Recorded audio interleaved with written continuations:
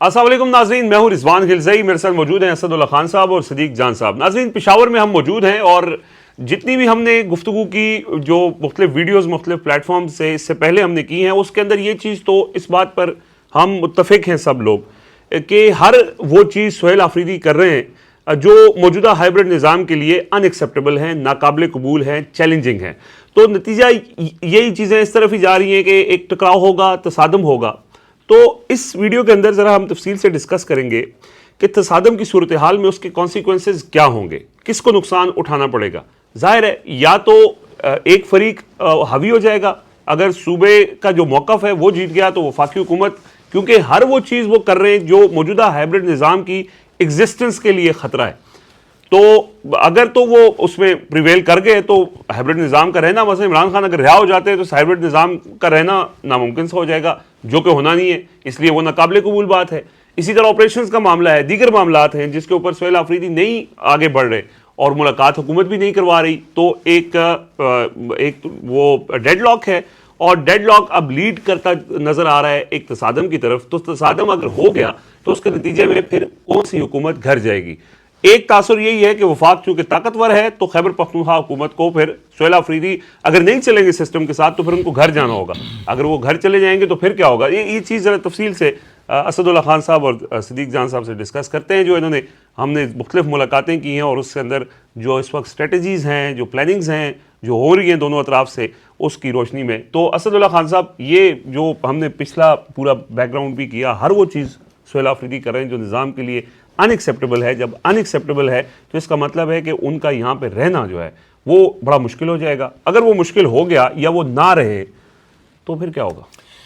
دیکھیں رضوان صاحب، جب سے یہ پاکستان تحریک انصاف کی حکومت بنی ہے خیبر پختونخوا میں، تب سے ہم ایک بات ہر تھوڑے عرصے کے بعد سن رہے ہیں گورنر راج کی۔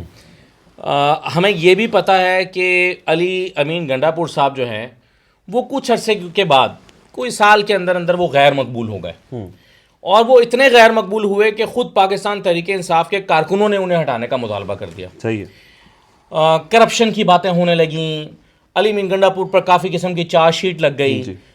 سادہ لفظوں میں یہ کہ علی امین گنڈا پور کی حکومت غیر مقبول ہو گئی۔ وہ الگ بات ہے کہ عمران خان کی مقبولیت تو ویسی کی ویسی رہی، پی ٹی آئی کی بھی رہی، لیکن علی امین گنڈا پور کی حکومت پرفارمنس کی وجہ سے، ان کے دوہرے بیہیویئر کی وجہ سے، ایک تاثر یہ کہ وہ کمپرومائز تھے اور تھے بھی، اس کی وجہ سے غیر مقبول ہو گئی۔ غیر مقبول حکومت کو گرانا سب سے آسان ہوتا ہے۔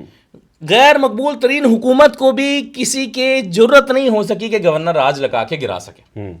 یعنی گورنر راج لگانا تو ایک غیر مقبول حکومت کے زمانے میں بھی ممکن نہیں ہو سکا۔ خواہش تو اس وقت بھی تھی کہ یار یہ صوبہ پی ٹی آئی کے حوالے کیوں کریں، کیوں یہ لوگوں کے یعنی یہ فیصلہ سازوں کے بس میں کیوں نہیں تھا، کیونکہ خیبر پختونخوا میں ایک سینٹیمنٹ ہے۔ آپ اس سینٹیمنٹ کو اٹھا کے کون سے دریا میں ڈال دیں گے، کہاں پر لے جا کے غرق کریں گے؟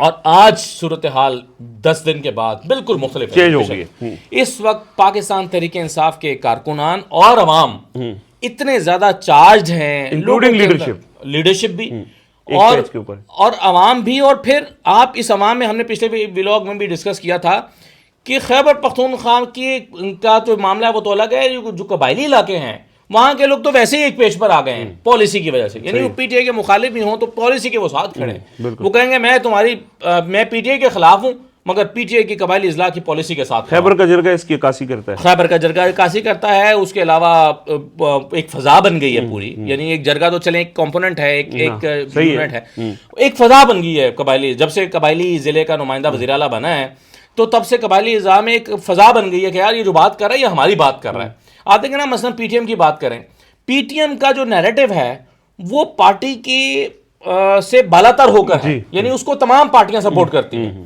اور اس کے بعد اب یہ والا جو نیریٹو آیا ہے قبائلی اضلاع کے حوالے سے، اس کو ساری پارٹیاں سپورٹ کر رہی ہیں۔ ایسے میں آپ کیسے ممکن ہے کہ اتنی زیادہ ایک پارٹی کو، ایک وزیر اعلیٰ کو ہائپ مل چکی ہو، لوگ چارجڈ ہوں، کٹ مرنے کے لیے تیار ہوں، اسلام آباد میں آ کر جو ہے وہ پچھلے سال نومبر کا میسکر بھول کے وہ دوبارہ اس کے لیے فیس کرنے کے لیے تیار ہوں؟ آپ کیسے گورنر راج لگا کے اس حکومت کو گرا سکتے ہیں؟ اور اگر گرائیں گے تو کیا اس کے کانسیکوینسز ہوں گے؟ ہم کشمیر میں دیکھ چکے ہیں مقبول حکومت کو گرانے کا نتیجہ کیا ہوا۔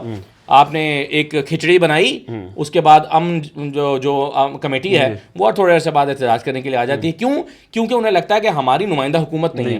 ایک آگ گلگت بلتستان میں اسی لیے سلگ رہی ہے, بلوچستان میں آگ اس لیے سلگ رہی ہے کیونکہ لوگوں کو لگتا ہے کہ ہم ووٹ کسی اور کو دیتے ہیں, نکلتا کسی اور کو ہے. تو نمائندہ حکومت کو گرانا آسان نہیں ہوتا. میرے خیال میں یہ اس دن کریں گے خیبر پختونخوا کی حکومت کو گرانے کا فیصلہ جس دن بالکل کوئی راستہ بچے گا ہی نہیں, اور ایسا لگے گا کہ معاملات ہر طرف سے ہاتھ میں نکل گئے ہیں. لیکن میں آپ کو بتاؤں کہ جس دن بھی یہ فیصلہ ہوگا اس دن ایک خدا نہ خواستہ ایک آگ لگ سکتی ہے. آگ لگنے سے میری مراد نہیں کہ فزیکلی آگ لگ رہی ہوگی, لوگوں کے جذبات ہوں گے اور اس کا بڑا ایک اثر ہوگا. دوسرا آپشن کیا ہو سکتا ہے؟ دوسرا آپشن یہ ہو سکتا ہے کہ ایک احتجاج ہونا نومبر میں, وہ اتنا طاقتور احتجاج ہو جائے کہ حکومت کے لیے اس کو سنبھالنا ممکن نہ رہے.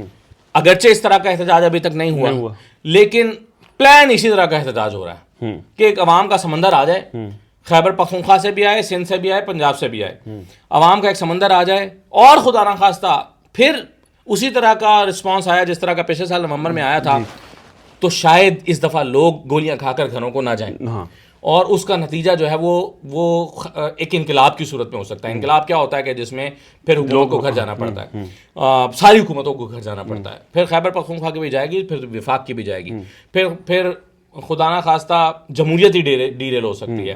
وہ ایک منظرنامہ بن سکتا ہے, لیکن اس کے لیے بھی ضروری ہے کہ چیزیں جو ہیں وہ, یعنی آپ جب ایک مرتبہ آگ لگتی ہے تو پھر کسی کے بھی اختیار میں نہیں رہتی. یعنی مارشل لاء بھی پاکستان میں تب لگے ہیں جب لوگوں کی بھی حمایت مل گئی ہے اس کو. بہرحال ایوب خان کے زمانے میں بھی مل گئی تھی ابتدا میں, کیونکہ پیچھے 6 سال تک ایک تماشا لگا ہوا تھا, کوئی 2 مہینے کا وزیر اعظم, کوئی 4 مہینے کا وزیر اعظم, کوئی 6 مہینے, 2 سال کا وزیر اعظم. گورنر جنرل غلام محمد نے تباہی مچا دی تھی, آئین کا کھلواڑ ہو گیا تھا, لوگوں نے کہا چلو یار اسے جان چھوٹی. ضیاء الحق کے زمانے میں بھی ایک جسٹیفیکیشن مل گئی. پرویز مشرف آئے تو حکومت بہت غیر مقبول ہو گئی تھی اور لوگوں نے مٹھائیاں بانٹی.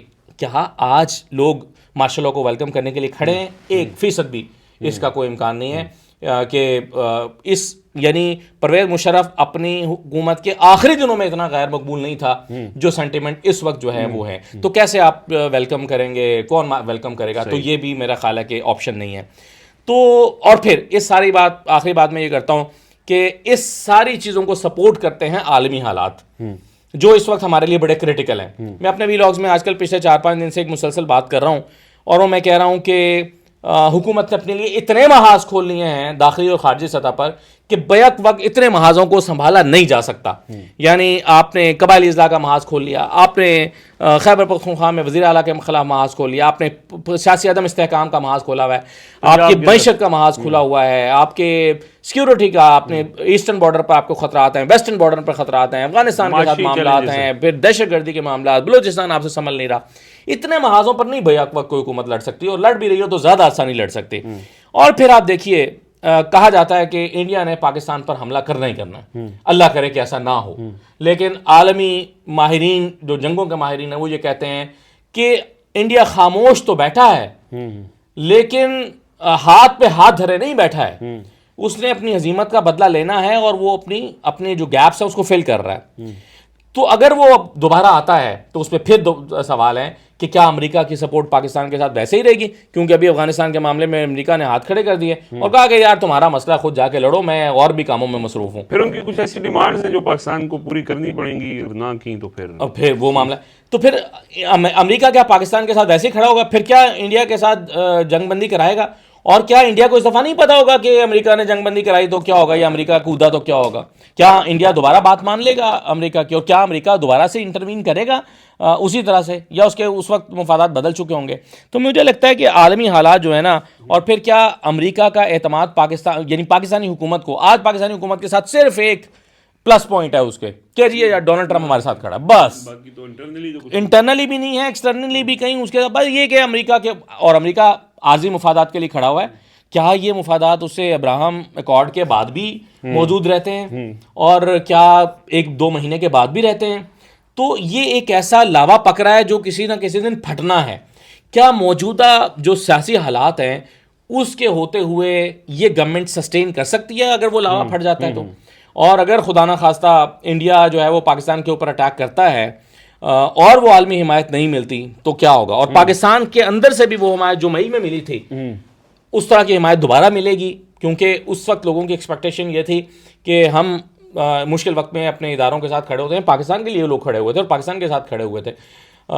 اس کے بعد لوگوں کی کچھ ایکسپیکٹیشن تھیں وہ پوری نہیں ہوئیں، اور پھر اسی طرح سے لوگوں کے گھروں پہ ریڈ ہونا، یہ ساری چیزیں. تو مجھے لگتا ہے کہ سچویشن بڑی کمپلیکس ہے اور کسی کے لیے بھی کچھ بھی ہو سکتا ہے. یعنی یہ گورنمنٹ نہ سمجھے کہ ہم نے ہمیشہ مار دیا ہے تو اب بھی وہی حالات ہیں، ہم مار لیں گے، طاقت میں ہوں گے، حالات مختلف ہو سکتے ہیں. صحیح ہے. صدیق جان صاحب، اس حکومت یا اس کو ہائبرڈ نظام یہ جو بھی کہیں، ان کے پاس ایک ہی طریقہ ہے کہ وہ طاقت کے ذریعے چیزوں کو کنٹرول کر لیتے ہیں. اس بار بھی جو ہم بات کر رہے ہیں کہ طاقت کے ذریعے ایک ہی راستہ ہے کہ یا تو لوگوں کو احتجاج سے روکا جائے، کیونکہ بات نہیں ہو رہی، عمران خان سے ملاقات بھی نہیں ہو رہی، ملاقات ہو بھی جائے تو اس کے بعد جو سہیل آفریدی جو ہم ویڈیوز کے اندر بات بھی کی کہ جو چیزیں کر رہے ہیں وہ ان ایکسیپٹیبل ہیں. کسی نہ کسی موقع پہ جا کے ٹکراؤ تو ہونا ہے، اور ٹکراؤ کے نتیجے میں جو وفاقی حکومت ہے اس کے پاس ہے طاقت، ہتھیار، اور وہ اس کو روننے کی کوشش کرے گی. کیا اتنا آسان ہے ان کے لیے؟ اور دوسرا جو گورنر راج اور یہ ساری چیزوں کے کانٹیکس میں، دیکھیں پہلے تو میں دو باتوں کا اعتراف کروں. ایک، مجھے اس کرسی، اس سیٹ پہ بیٹھ کے پتہ چل رہا ہے کہ جب آپ یہاں بیٹھ کے لمبی بات کر رہے ہوتے ہیں تو اس پہ کیا گزرتی تو اس پہ کیا گزر رہی ہوتی ہے، ایک بات. اور دوسرا، مجھے وسیم ملک سے بھی محبت ہو گئی ہے پچھلے 2-3 دن میں جو ہم نے وسیم ملک کے ساتھ کیا ہے. وہ لوگوں نے اس کے ساتھ بھی ٹھیک ہے، نیچے کمنٹس بھی بہت زیادہ لوگوں کے آئے ہیں کہ وسیم ملک کو عزت دو. تو جس طرح سے ہم نے ان کو جو ہے نا وہ بالکل خاموش، حالانکہ میں نے پورا بدلہ آپ سے نہیں لیا جو پچھلے ویڈیو میں آپ نے 10-12 منٹ کی تقریر فرمائی تھی تو میں نے حوصلے سے سنی تھی. اچھا جی، دیکھیں ایک تو میں اسد صاحب کی ایک بات سے اختلاف کرتا ہوں. انہوں نے یہ کہا کہ علی امین گنڈا پور صاحب ایک بہت ان پاپولر تھے، اس کے باوجود ان کی حکومت گرانا بھی ممکن نہیں تھا. میرا اسد اللہ خان صاحب سے اختلاف یہ ہے کہ علی امین گنڈا پور صاحب ان پاپولر پی ٹی آئی کے اندر تھے، پی ٹی آئی کے لوگوں کے اندر تھے. اسٹیبلشمنٹ کے اندر یا وفاقی حکومت کے اندر وہ ان پاپولر نہیں تھے، پاپولر تھے، بلکہ بہت پاپولر تھے. اور ان کی پاپولیرٹی کا اندازہ آپ کو اس دن ہوا جب عمران خان صاحب نے ان کو ہٹایا تو نون لیگ کے وفاقی وزراء نے آ کے پریس کانفرنس کر دی ان کو بچانے کی کوشش اور کہا کہ وہ تو بڑے اچھے آدمی ہیں، بڑے زبردست انسان ہیں. اور پھر وہ ٹی وی چینلز جو پہلے کہتے تھے علی امین گنڈا پور ڈلیور نہیں کر رہے تو وہ کرپشن ہو رہی ہے تو پی ٹی آئی نے تباہ کر دیا ہے صوبے کو، ان کے دل میں بھی درد جاگ اٹھا اور وہ علی امین گنڈا پور صاحب کے حق میں بہت زبردست ٹرانسمیشن شروع ہو گئی کہ بڑے زبردست انسان ہیں، بڑے معتدل ہیں، معاملہ فہم ہیں، چیزوں کو لے کر چل رہے ہیں، اور دیکھیں نا کس بندے کو لے کے آئے ہیں. تو مطلب اس طرح سے ہو گیا. تو علی امین گنڈا پور صاحب کے ہوتے ہوئے گورنر راج لگانے کی ضرورت ہی نہیں تھی، ان سے بہتر کون تھا. اور ایک چیز اور، لیکن میرا یہ کہنے کا کہ اس کے باوجود اگر لگاتے تو باؤنس بیک کرتا، پھر بھی لوگوں کا رد عمل آتا. ہاں صحیح ہے کہ لوگوں میں وہ، اس بات پہ بھی میرا اختلاف ہے. میں آتا ہوں اس پوائنٹ کے اوپر. دوسری بات یہ ہے کہ دیکھیں علی امین گنڈا پور صاحب ٹی ٹی پی سے کس کے بہاف پہ کس مقصد کے لیے بات کر رہے تھے، یہ بھی جب کبھی کوئی کتاب لکھے گا تو یہ تفصیلات سامنے آئیں گی کہ علی امین گنڈا پور صاحب بات چیت کچھ مواقع پہ انہوں نے ٹی ٹی پی کے ساتھ کی، اور وہ کوئی عمران خان کے لیے نہیں کی، وہ کوئی پی ٹی آئی کے لیے نہیں کی، وہ کوئی کے پی کے لوگوں کے لیے نہیں کی. بس اتنا ہی میں آپ کو، ٹھیک ہے، اس میں بڑی چیزیں ہیں ڈی اے خان سے ریلیٹڈ. اچھا اب آ جائیں اس بات پر کہ کیا ہوگا. ایک تو میں اپنی اس بات پہ قائم ہوں کہ ٹکراؤ اور تصادم ہی خدا نخواستہ ہوگا، اور اس کی وجہ یہ ہے کہ دیکھیں ایک تو یہ ہے کہ ہم نے پچھلی ویڈیو میں یہ تو بات کی کہ شاید مذاکرات کی ٹیبل پہ بھی بیٹھا جا سکتا ہے، لیکن پہلے اب یہ دیکھ لیں کہ عمران خان کیا مانگ رہے ہیں. کیا اسٹیبلشمنٹ ان میں سے کوئی ایک بھی چیز عمران خان کو دے سکتی ہے؟ عمران خان مانگ رہے ہیں 9 مئی کی تحقیقات، عمران خان مانگ رہے ہیں 8 فروری کا مینڈیٹ واپس، عمران خان چاہ رہے ہیں 26 آئینی ترمیم کا خاتمہ. اب عمران خان نے نیا ایک مطالبہ ایڈ کر لیا ہے، وہ ہے مرید کی تحقیقات، ٹھیک ہے، جوڈیشل انکوائری. کیا 5واں ادارے اپنے مینڈیٹ کے مطابق کام کریں اور اپنی حدود میں واپس جائیں؟ کیا 6ٹھی وہ کہتے ہیں پاکستان کے فیصلے پاکستان میں ہونے چاہیے؟ ٹھیک ہے، مجھے یہ بتائیں کہ یہ 6 چیزوں میں سے کوئی ایک چیز بھی اسٹیبلشمنٹ عمران خان کو دے سکتی ہے؟ نہیں دے سکتی نا. ٹھیک ہے، نتیجتاً ٹکراؤ ہے، تصادم ہے، لڑائی ہے. مذاکرات، اگر مذاکرات شروع ہوئے بھی تو وہ ایک ٹریپ ہوگا، وہ ایک ٹریپ کی بتی ہوگی، یا پھر اتنی فورس یا اتنی پاور وہ بلڈ کر لیں کہ وہ پھر پاور ٹاکس کی پاور کی بات ہو. جیسے ابھی زبردستی لیا نا یا سہیل آفریدی والا فیصلہ اسٹیبلشمنٹ نے تو نہیں دیا، نہ وہ پی ٹی آئی نے تو ایک وہ اپنے پاور بنائی، پاور سے لیا. اب اس پہ میں آپ کو بتا دیتا ہوں. سہیل آفریدی کے معاملے میں پہلے سخت سٹینڈ لیا گیا کہ کم وقت میں سہیل آفریدی ناقابل قبول ہے. لیکن پھر کیسے بن گیا سر؟ وہ حالات کی وجہ سے بن گیا. حالات کی وجہ سے کیسے بن گئے؟ ایک تو یہ ہوا کہ عمران خان نے کارڈ اتنا زبردست کھیلا سہیل آفریدی کا کہ سہیل آفریدی نا KPK کے اندر نا ان کی پاپولیرٹی آسمان پہ جا لگی. ٹھیک ہے, KPK کے لوگ سارے اس کے پیچھے کھڑے ہو گئے, پوری پارٹی بھی کھڑی ہوگی, سوشل میڈیا بھی کھڑا ہو گیا, لوگ بھی کھڑے ہو گئے. اصل میں KPK کے لوگ میٹر کرتے ہیں نا, لوگ کھڑے ہو گئے. دوسرا یہ ہوا کہ اس وقت آپ ان دنوں میں حالات دیکھیں نا کیا ہوئے. جس دن ان کا انتخاب ہو رہا تھا, جس دن 10 بجے اسمبلی کا اجلاس تھا, صبح 4 بجے مرید کے میں آپریشن ہوا اور اس کی وجہ سے چیزیں ٹریگر کر گئیں پنجاب کے اندر. انٹرنلی KPK اپنا پنجاب میں ایک ایشو بہت بڑا کھڑا ہو گیا. ہمارے یہاں پہ بارڈر کے اوپر لڑائی چل رہی تھی افغانستان کے ساتھ. TTP نے کاروائیاں تیز کر دی تھیں, ادھر BLA نے کاروائیاں تیز کر دی تھیں. انڈیا نظر آ رہا تھا کہ انڈیا تیار ہے کہ اگر پاکستان کا یہ بارڈر گرم رہتا ہے افغانستان کے ساتھ تو 8-10 دن بعد ہم اٹیک کر دیں. حالات اس طرح کے بن گئے تھے کہ ایک نیا محاذ کھولا نہیں جا سکتا تھا, اور پھر کھولنے کی کوشش تو کی گئی, بہت زیادہ کی گئی. مولانا فضل الرحمان نے ایسا تو نہیں اپنے بھائی کو الیکشن میں کھڑا کر دیا. پھر دوسرا اس میں یہ ہوا کہ KPK کی عدالت بھی نظام کے ساتھ کھڑی نہیں ہوئی. یہ بڑا امپورٹنٹ. وہ ایک کوشش کی گئی کہ کوئی ٹائم پہلے علی امین گنڈاپور نہیں کھڑے ہوئے, ان کو کہا گیا کہ آپ استعفیٰ نہ دیں, اور یہ اور وہ بھی کھڑے نہیں ہوئے. پھر یہ پشاور ہائی کورٹ کوشش کی گئی, وہ کھڑی نہیں ہوئی. پھر جو MPs وہ اس لیے نہیں ٹوٹے کہ KPK کے لوگ بالکل بہت ان کے سینٹیمنٹس اوپر چلے گئے تھے ان کے حق میں سہیل آفریدی کے, ورنہ سہیل آفریدی کو اتنی آسانی سے نہیں آنے دیا جانا تھا. اچھا, اب آ جائے اس بات پہ کہ جب گورنر راج لگے گا یا ایمرجنسی لگے گی تو کیا ہوگا. پشاور ہائی کورٹ سے کوئی ریلیف نہیں ملے گا, لیکن اوپر آئینی بینچ سے بہت شاندار فیصلہ اس نظام کو اپنے حق میں مل جائے گا. اب اسد اللہ خان صاحب کی بات کا لب لباب یہ تھا کہ KPK کے لوگ کیونکہ اس نظام کے خلاف ہیں جو وفاق اور باقی اوورال چل رہا ہے. KPK ایک واحد گورنمنٹ ہے جو فارم 45 کی ہے. سہیل آفریدی سب سے پاپولر چیف منسٹر ہیں KPK کی, میرے خیال پچھلی 20-25-30 سال کی تاریخ کے. ٹھیک ہے, اور عمران خان نے کلین سویپ کیا, ساری باتیں اپنی جگہ پہ. لیکن میں یہ سمجھتا ہوں کہ اگر ایمرجنسی لگتی ہے یا گورنر راج لگتا ہے تو وفاق اس کو سسٹین کر لے گا. اچھا, میری رائے ہے, لوگ اختلاف کر سکتے ہیں, کیوں کر لے گا. جنہوں نے 26 نومبر کو ہضم کر لیا, 26 نومبر کے بعد آپ ان کا کچھ نہیں, میں بتاتا ہوں نا فرق کی بات ہو رہی ہے. میں عرض کر دیتا ہوں. مرید کے بعد جن کے خلاف کچھ نہیں ہوا, بھائی پنجاب میں جتنے پیر ہیں, کوئی ایک پیر آپ کو نظر آتا ہے مرید کے اوپر ایک لفظ بھی بولتا ہوا؟ جتنے بڑے بڑے مولوی ہیں کوئی بات کرتا ہوا آپ کو نظر آ رہا ہے؟ اتنا سخت کریک ڈاؤن ہوا ہے TLP کے لوگوں کے اوپر, ان کے حامیوں کے اوپر, کہ کوئی چوں بھی نہیں کر رہا. یہ جو بریلوی اسکول آف تھاٹ کے بڑے بڑے ہیں, یہ وہ مفتی منیب صاحب اور سرورت اجاز قادری صاحب جو ہیں وہ محسن نقوی کو گلے ایسے مل رہے ہیں جیسے کئی دہائیوں کے بچھڑے ہوئے بچپن کے بھائی جو ہیں وہ اچانک کسی جگہ پہ مل جائیں. پنجاب کا معاملہ دیکھیں اب آ جائے اس بات پہ جو آپ کہہ رہے ہیں. ہمارے لوگ سمجھ رہے ہوں گے کہ جب ہم KPK کی بات کرتے ہیں تو KPK کیوں, کس چیز میں مشہور ہے, کیوں مشہور ہے KPK کہ یہ ان سے پنگا اتنے آسانی سے نہیں لیا جا سکتا. لیکن سر بات یہ ہے کہ PTI کی جو سپورٹ ہے نا, بھائی بات تو پھر PTI نے کال دینی ہے نا. PTI نے اگر کال دے گی تو 26 نومبر آپ کے سامنے رانا سلوڑا کہہ رہے ہیں اس سے ڈبل طاقت کا استعمال کریں گے, تو کیا PTI جو ہے وہ مسلح جدوجہد شروع کرے گی؟ وہ تو نہیں کرے گی. تو جب PTI مسلح جدوجہد نہیں کرے گی تو ایک اور واقعہ ہو جائے گا. بھائی 26 نومبر سے رانا سلوڑا اوپنلی بیٹھ کے TV پہ کہہ رہے ہیں کہ اس سے 2 گنا زیادہ طاقت استعمال کریں گے, تو 2 کی جگہ 4 گنا کر لیں گے. لیکن ہوگا اس لیے کچھ نہیں ہوگا کیونکہ امریکہ ہماری حکومت کے ساتھ ہے. دیکھیں وہ جو انہوں نے بات کی انٹرنیشنل, امریکہ ساتھ ہے, اور امریکہ اس وقت پاکستان کی حکومت کے خلاف ہوگا اگر یہ ابراہیم ایکارڈ کو ریفیوز کرتے ہیں. تو جب تک ابراہیم ایکارڈ کو ریفیوز نہیں کرتے تب تک ٹرمپ کے دل کے سب سے قریب جو اگر کوئی شخص ہے تو وہ شہباز شریف ہے.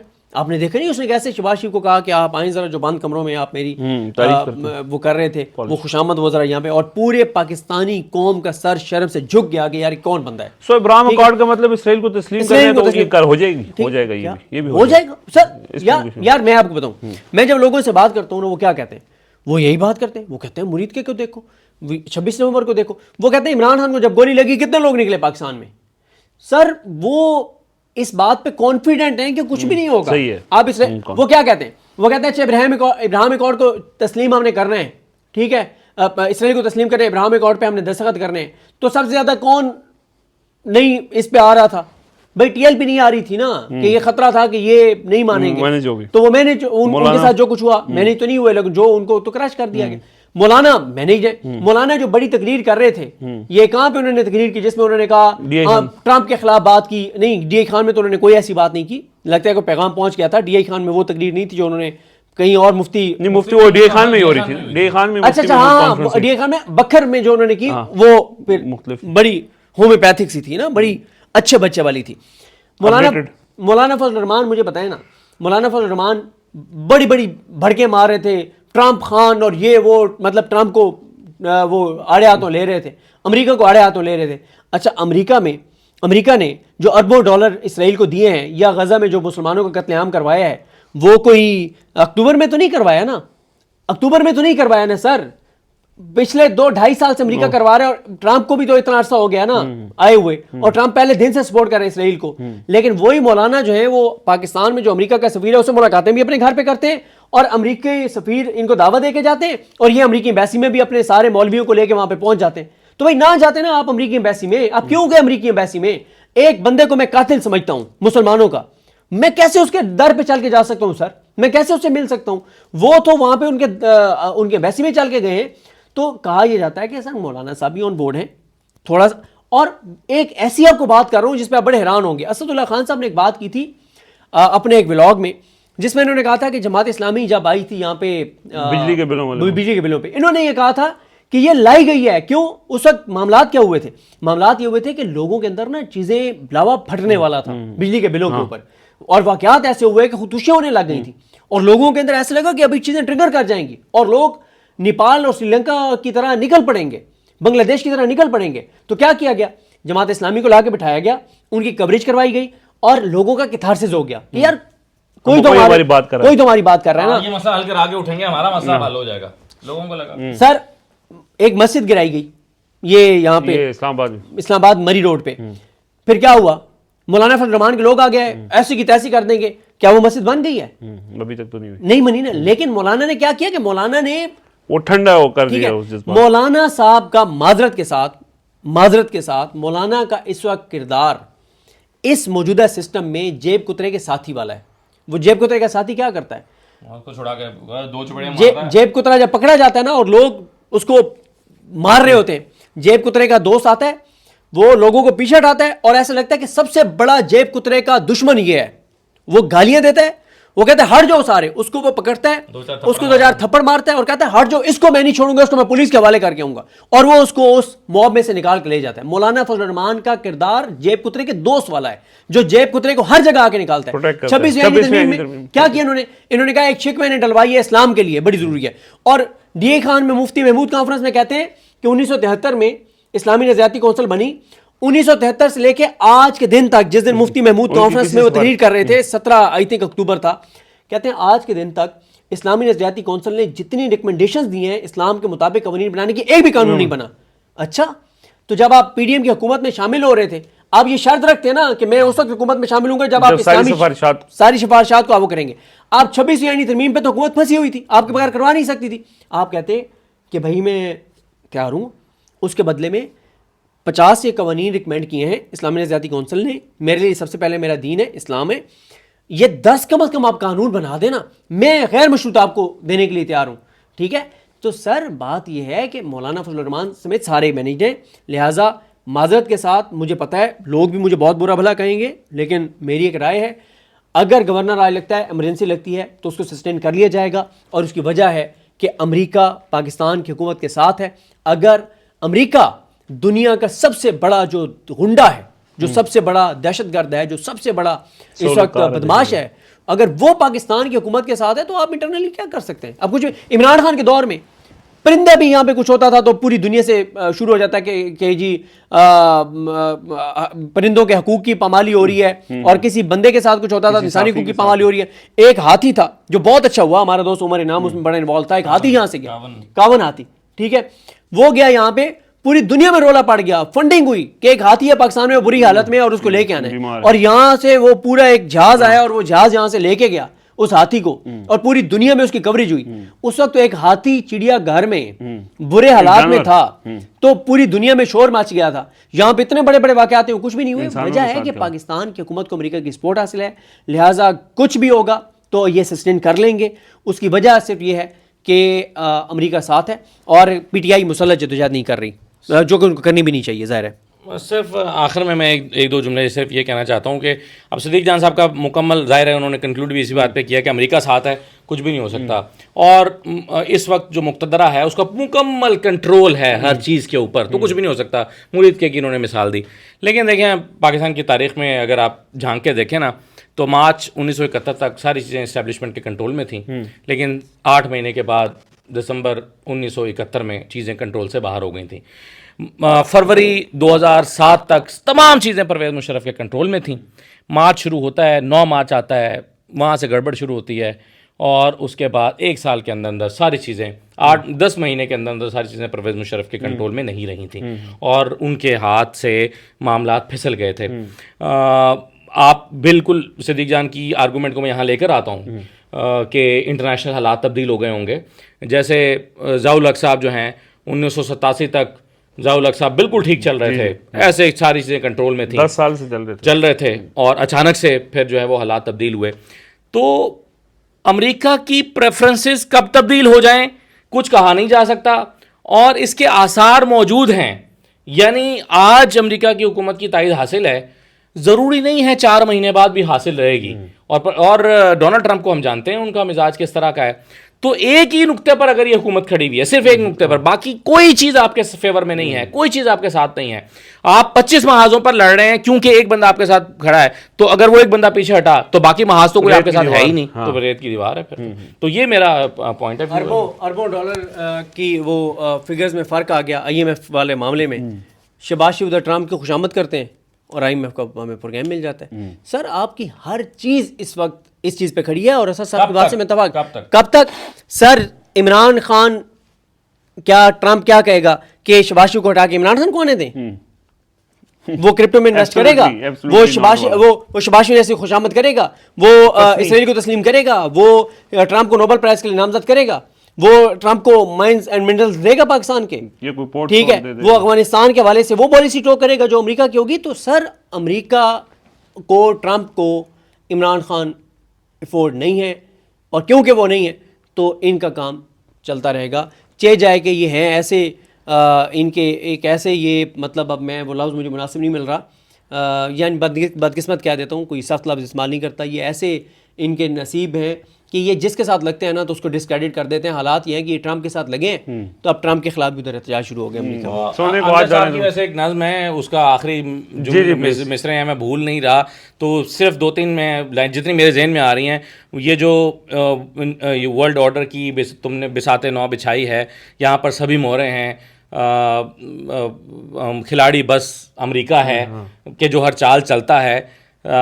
ہمیں تو اس امریکہ کو فقط اتنا بتانا ہے, میں آگے پیچھے کر رہا ہوں لیکن اس کا مفہوم یہ ہے کہ ہمیں تو اس امریکہ کو فقط اتنا بتانا ہے, زمانہ تم سے پہلے بھی کئی ہاتھوں سے گزرا ہے, زمانے نے تمہارے ہاتھ سے آگے بھی جانا ہے. واہ واہ واہ واہ.